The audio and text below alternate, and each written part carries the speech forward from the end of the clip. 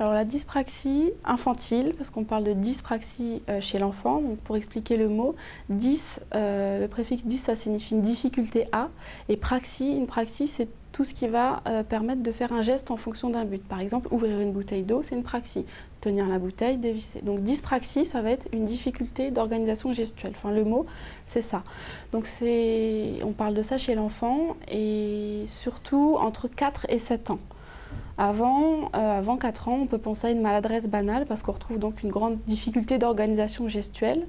Et donc, voilà, même entre 4 et 7 ans et même après 7 ans, il faut toujours être très vigilant parce que c'est une pathologie complexe, encore méconnue, avec une origine qui peut être vraiment... voilà, il peut y avoir beaucoup d'origines différentes, donc il faut prendre en compte vraiment tous les angles de vue.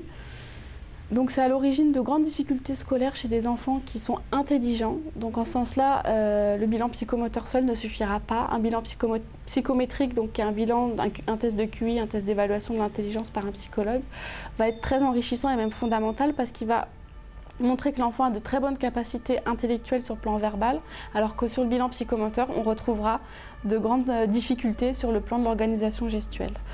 Voilà, donc il ne faut pas qu'un bilan psychomoteur, il ne faut pas qu'un bilan psychologique, il ne faut pas qu'une approche, voilà, il faut une approche psychologique, pédagogique, rééducative, éducative, voilà. Donc la symptomatologie motrice qu'on retrouve vraiment en psychomotricité, donc j'ai dit on retrouve une difficulté de l'activité gestuelle, donc ça va être une pauvreté de l'activité spontanée, par exemple. On retrouve une lenteur d'exécution. Alors, lenteur d'exécution, ça va être quand l'enfant va essayer de faire un mouvement volontaire et on voit qu'il y a quelque chose qui n'est pas fluide, quoi. Il y a vraiment une difficulté à ce niveau-là. On va retrouver une incapacité d'habillage, une dysgraphie majeure. Donc une dysgraphie, c'est un trouble de l'expression écrite, donc de la façon dont l'enfant organise son geste pour écrire. On va retrouver une dyscalculie spatiale.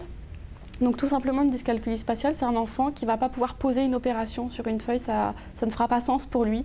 Donc il pourra, alors qu'il a l'intelligence de résoudre cette opération, mais il ne peut pas simplement comprendre, voilà, ça ne fait pas sens pour lui en fait de voir des chiffres posés sur une feuille.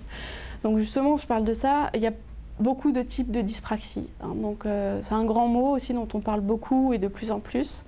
C'est juste que je pense qu'il faut être très vigilant pour ne pas mettre l'enfant dans une case, parce que c'est vraiment complexe.